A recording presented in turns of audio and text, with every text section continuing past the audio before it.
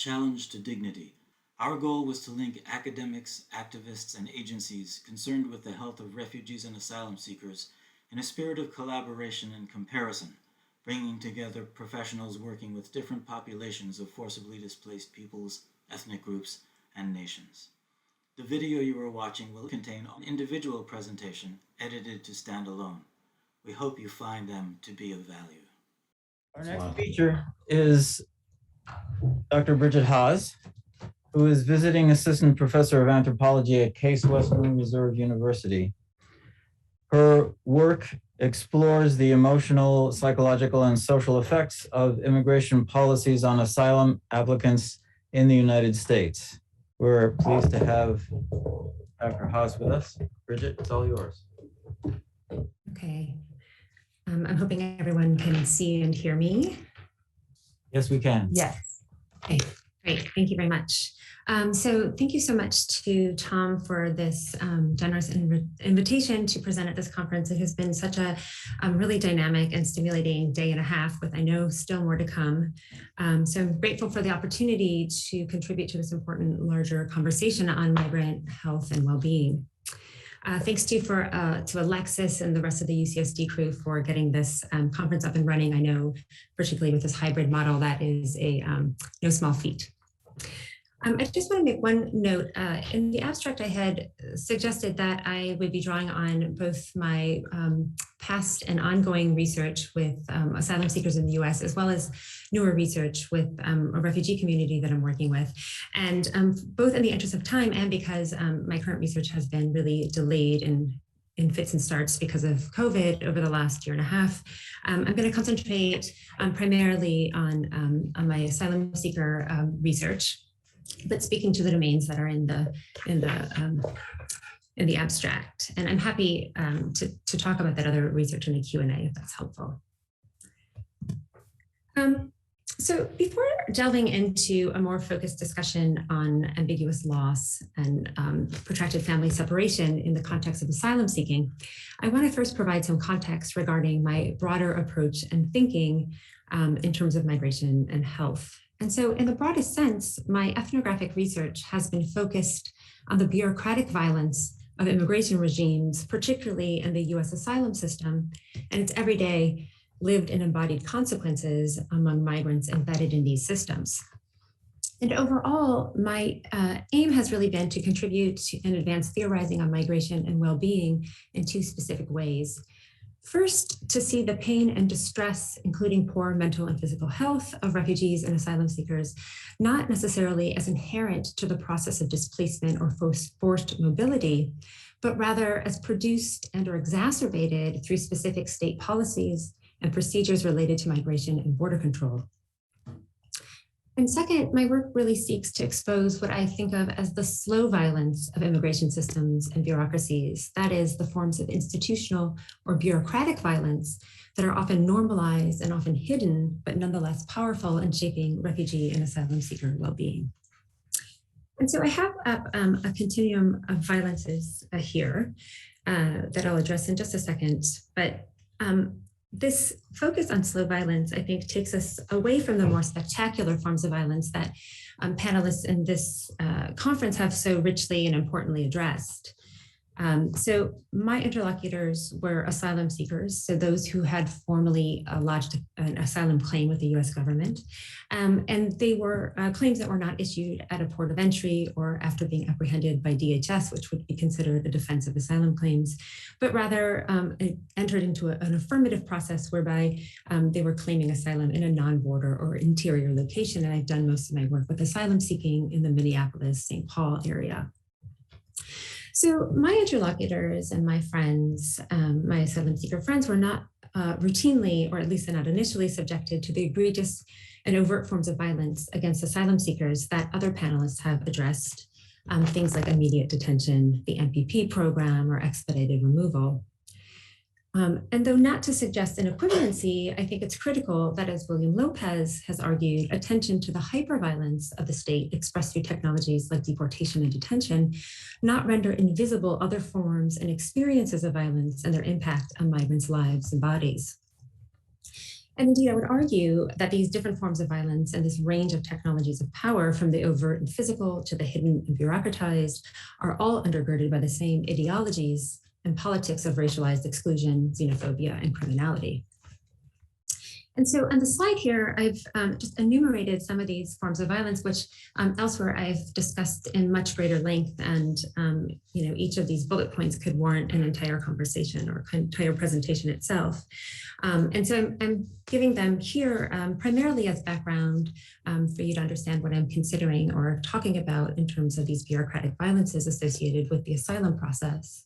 And so this includes things like a bureaucratic opacity, a lack of access to information, what Thomas Ordonez has called a state of confusion, what I think of as an institutional manufacturing or governing through confusion, and social, structural, or economic precarity. So this includes delays in work authorization, lack of access to housing, material, or cash assistance. And I would note here that the United States is one of the only industrialized host countries identified by the UN that denies access for asylum claimants both to immediate access to work and any form of governmental support. And then finally, the third bullet point here just talks about the interpretive or epistemic violence of the adjudication or legal proceedings. And I'm not going to go into these any further, but I'm happy to talk about them in the Q&A, but I am going to relate them to this issue of protracted family separation. And then finally, importantly, I think perhaps the most salient of all of the technologies of power associated with the asylum-seeking process is the idea of temporal governance, where waiting is both a technique of power and an embodied phenomenon, a lived phenomenon. And this image here comes from a legal scholar and advocate, Jason Zubo, that talks, encapsulates this excruciating wait that people, and so my interlocutors waited for years and years for the adjudication of their claims. And it was exactly this kind of uncertainty and waiting that people described in terms of trauma. And these are direct quotes from my interlocutors as a kind of trauma, a psychological game, or a form of torture. And I put this up not to go through all the boxes.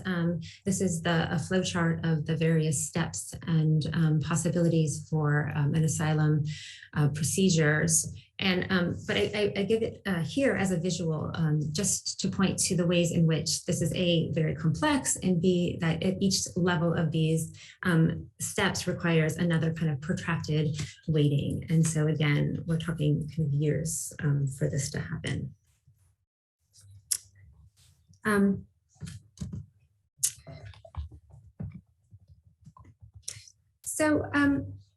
First and foremost, I'm sorry, I think I missed a slide. Nope. So before I go further, I just want to talk about in this question, in this continuum of violence, to note that these aren't discrete and that these are actually very interrelated. And to this point, I just wanted to bring up just one example. For example, in August of 2020, a final issue ruled by the Trump administration went into effect, requiring asylum seekers to wait an entire 365 days after filing their asylum application before they're eligible for employment authorization. And this is a shift that from 1996 to up until this date was 180 days, still a long time. And this was often longer for various bureaucratic reasons. But this puts asylum seekers, as I show, and their families in increasingly precarious positions as they await the adjudication of their claims. And yet, this seems to be exactly the point. So buried within the DHS final ruling specifying these changes to wait times, the DHS, and this is their language, suggested that asylum seekers, quote, become familiar with homelessness resources provided by the state and where they intend to reside. And so here we have a stark example of how temporal governance acts as a mechanism to produce precarity. So within this overarching bureaucratic violence in mind, I want to focus more specifically on how the immigration regime's state and institutional power come to be transnationally shared and embodied, its effects stretching beyond the bodies of asylum claimants themselves to those of loved ones across the globe. And so how do these violences come to be transnationally embodied? And first and foremost, I want to emphasize that my interlocutors framed asylum and the quest for asylum, not just or even primarily about personal existential security, although all felt that their lives were in danger of their countries of citizenship.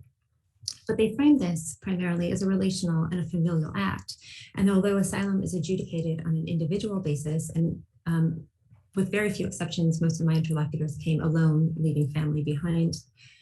So again and again, people told me, I'm doing this for my family, or this is for my children. And in this way, asylum was not just an act of survival, but an act of moral striving. It was a way of envisioning a good life, and a good life here being one that not only keeps them alive, but also affords them a way to envision a viable future for themselves and their families.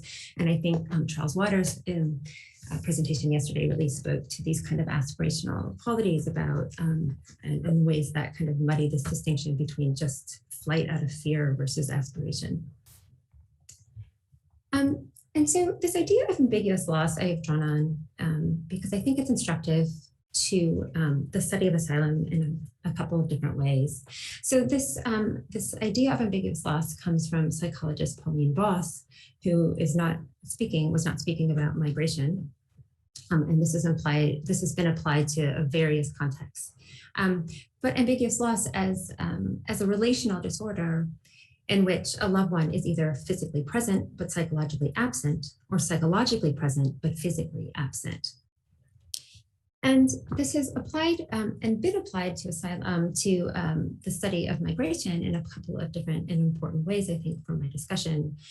First is that, as Outrejean and Northwood have described, asylum itself is a form of ambiguous loss, both because it forces individuals to exist within a paradox of absence and presence. So ultimately, the asylum process is marked by this all-encompassing absence of information regarding one's national identity, future safety, loss of a defined country, culture, place of resettlement, while waiting for the outcome of their asylum cases.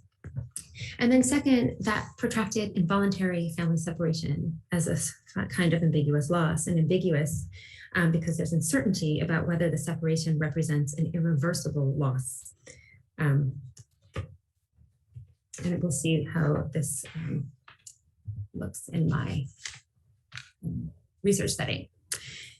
So one way in which these bureaucratic violences come to be transnationally embodied is the effect of protracted family separation as an effect of transnational governance. And I titled this slide an effect of temporal governance, but I think it may actually be more aptly described as family separation as a form or a technology of governance itself. And of course, here and throughout, I'm talking about something different than the family separations that we're seeing at the border. This is something, again, in line with these hidden and bureaucratized forms of family separation.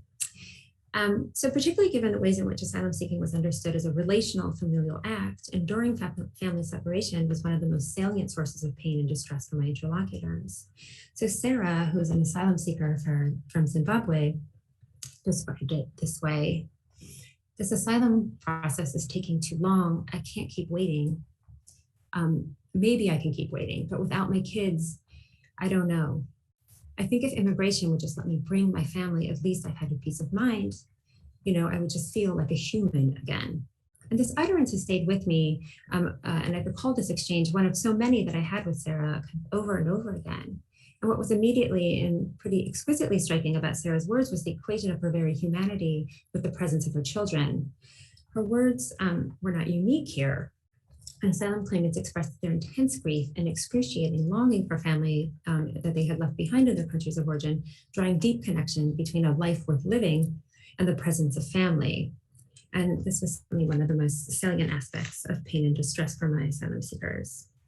And it's suggesting that reunification with her children could restore her humanity. Sarah subtly but critically indicts the US immigration system in part for her separation. Though she acknowledges that she bore responsibility for leaving her children, a sacrifice that she did to save her life, and in doing so, save her children from losing a mother, Sarah rightfully locates the protraction of separation as an effect of the asylum system. Thus, it was not just the fact of family separation that was so difficult for asylum claimants, but also the uncertainty and opacity surrounding its timeline. Because asylum seekers were uncertain about the duration of the separation from family, they suffered a loss that was ambiguous, a loss that they could not fully or concretely mourn, nor whose reversal in the form of reunification they could hopefully anticipate. And also implicit in Sarah's linkage between her humanity and her children's presence is the promise of family reunification that asylum seekers saw as inherent to the asylum status. Because asylum seekers, I knew, experienced their sense of self as inseparable from the cherished loved ones, that their spouses and their children were essential to their ability to flourish, they held fast to the promise, which was often, as I'll see in a bit, illusory, but they held fast to the promise that asylum status, though individually granted, would have shared effects. So precisely because waiting and was transnationally embodied and intersubjectively felt, for asylum seekers, family relationships and communication could at turns be supportive and caring and emotionally painful and distressing.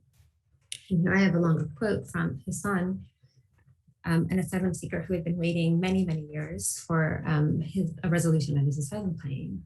He's talking about discussing with his family members. They asked me, when are we going to see you? And that's the hardest thing. They always grill me when I call them. When are you coming? When are you coming? When are you coming? When are you coming? And I have to keep telling them, wait, just keep waiting. But I've been telling them that for 5 years. They don't understand. I mean, they don't know the whole process, the procedure. It's very hard not to see them. I think I cry. When I see their pictures, I cry thinking, when will I see them again? Or even will I, or what's going to happen? And my mother, she knows that she's going to die. She doesn't have many years left. She's a 3-time cancer survivor. And she told me, I'm afraid I'll die before I see you again. I don't want to die before. I don't want to close my eyes until I see you. So Hassan, because asylum claimants are unable to travel outside the United States, lest their claims be rendered ineligible, Hassan was uncertain as to when and even if he would be able to see his mother again before she died. The sting of that reality was exacerbated by his family's understandable but nonetheless difficult grilling and Hassan's perceived inability to fully articulate the complexity of the asylum procedures to him. Thus, phone and video calls with loved ones could be a double-edged sword. On the one hand, asylum claimants were able to maintain an important connection to family members. Phone calls were also a medium in which asylum claimants could parent from afar and perform meaningful care. But on the other hand, talking to family members could generate painful feelings of longing, guilt, and anxiety, as well as exposing intrafamilial tensions evoked by a protracted and bewildering asylum process. So another way that these bureaucratic violences could be transnationally embodied and felt was the way in which waiting and transnationally shared waiting could increase risk and could serve as a risk. So the cruel irony here is that while the liminal period of asylum seeking meant that asylum seekers had a temporary and tenuous form of protection, this same protracted liminality could mean that family members back home were at increased risk. And I'll give just one example from my fieldwork before getting to this quote. But one afternoon deep in my fieldwork, I was knocking on the door of Ruth's apartments. My knocks became quickly louder when she didn't answer the door after several minutes. I was worried.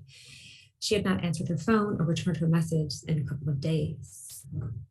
I had taken to talking to Ruth nearly every day and seeing her many times throughout the week. So I breathed a sigh of relief when I heard her unlocking the door. Her hair, usually covered neatly with a wig, was unkempt and she wore a nightgown and a robe, her face sweaty. "Oh, Bree," she said, using the nickname she adopted for me, "I'm not well. My whole body's not well." And she let me into her apartment. She explained that her son in Cameroon was arrested by the gendarmes, the military police, and they beat him, they threatened him. "I don't know what to do," she told me. This happened because when her 15-year-old son walked to school one day and he was apprehended by police who had come, as they had been for years, looking for Ruth. She said, "What am I to do? My whole family is in danger and I am here not knowing if I'm staying or going. And I'm waiting and waiting and languishing for so many years, but I'm their mother and I'm still here, but I'm still their mother. I can't go back to Cameroon, I know that, but I want to bring my children here so they can be safe. This is the whole reason I'm here. I'm doing this for them." Likewise, this quote comes from Emmanuel, another Cameroonian asylum seeker, who tells me, when my wife calls crying and crying, it's like hell. It's like passing through hell because they're now troubling her. And I feel like, oh my God, why should things still be continuing like this? I'm finally away from them. Why should they still be following my family? And I would just note too that there's empirical and kind of quantitative evidence to show that these things do exist and that there actually is risk to not only family members at home, but for asylum seekers who are then deported. And finally, 1 minute left. Oh my goodness, seriously. Okay, so maybe I'll talk about this last slide and then I'll go on. So the shared effects of structural and economic precarity. So again, this is particularly painful with regard to the weights on work authorization times. So for example, I want to give this quote from Ahmed, who had over years and years been still having trouble getting his work authorization. He said, I want to work. If I was allowed to a job, I would work any job, but I have no document. So the cruel thing is, how can I survive? And now my family is also suffering so badly. I lost my father. According to my religion, my culture, my people, I should replace my father and take care of my family. How should I provide for them? I should provide for them, but I can't help myself. So how can I help them? And I would say, and so Ahmed felt not only the financial struggle caused by the delay of a work permit, but also the emotional burden pained by his inability to fulfill this gendered and cultural role as family provider. If obligations and commitments to others are, as Bourdieu has argued, continuous justification for existing, then asylum seekers' inability to meet the expectations of their loved ones was demoralizing and deeply distressing.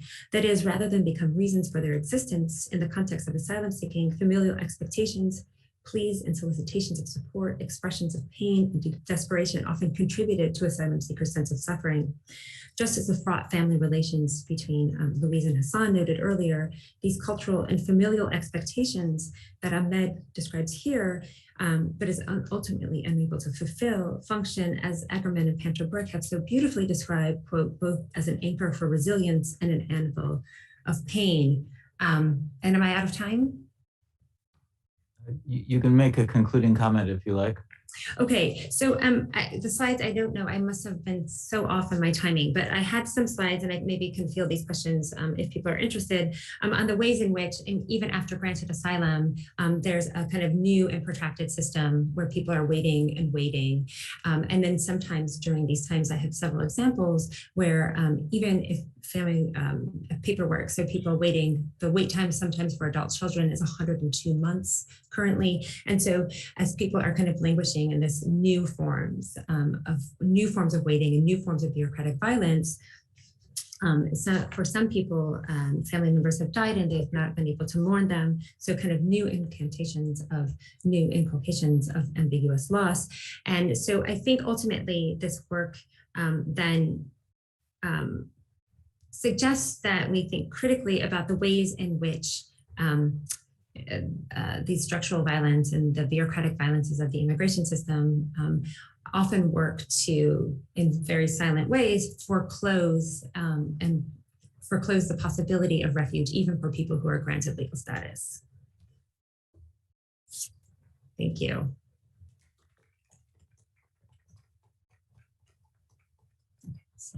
So we have about 5 minutes left for questions.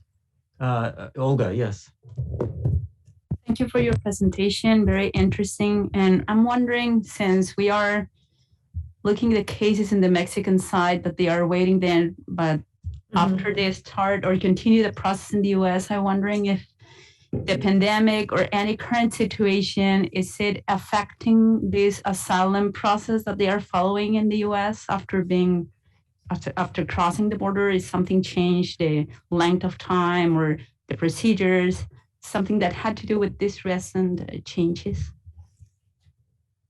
Yeah, thank you for that question. So, so even before, as many panelists have discussed already, I mean, even before COVID, there have been so many changes to the asylum regime by the Trump administration, and so certainly we saw those visible on the actual border, but even within the asylum adjudication process itself. And so, I think it was Kristen who mentioned the backlog of 1.5 million cases, and not all of these, but many of these are asylum cases as well. So the Trump administration also implemented a new policy called last in, first out, where so people later in the queue would just have to keep waiting longer and longer. And so it's, I think, not unheard of that people now are getting their asylum cases, even just to get a merits hearing, 4 or 5 years out. And then COVID, of course, just extended this even further. So, so it's been kind of a growing and more entrenched problem for this, and it's combined with an increasing of denial rates as well. And so this kind of is seemingly kind of an intractable situation. Thank you.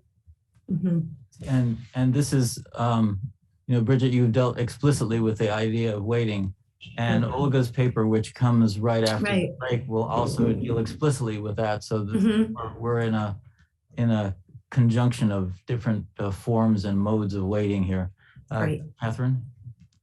Sure. Thank you very much, Dr. Haas. It's a very moving presentation. And in this conference, we've been going back and forth with some of the presentation that you make, which show that it's really an inhumane system that puts people in the forks of danger and harm, but also presentations that show that there is collective action and solidarity and agency.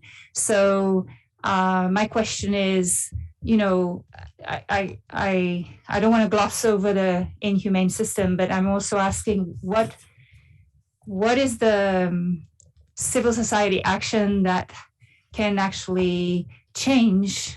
So, I mean, I can't think that, explaining to the bureaucratic system that they are making suffering worse actually is even worth trying to do. But what are the local systems that help provide support and system? Are they weak? Are they very patchy?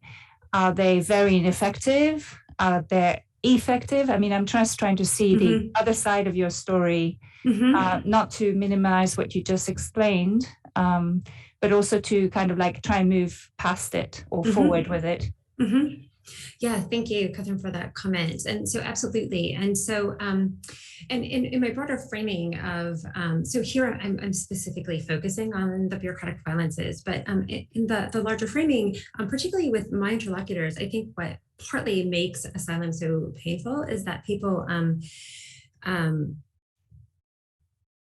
sorry, I was just reading from Seth Hanna's comment that probably not helpful to call out the cruelty when cruelty is often the point. So, but this is a generative space as well, right? And so I have many examples that elsewhere I talk about where people are actually kind of using asylum as a kind of generative of hope and new forms of belonging. And so there is this different side of it as well with asylum. But specific to the asylum process, I think that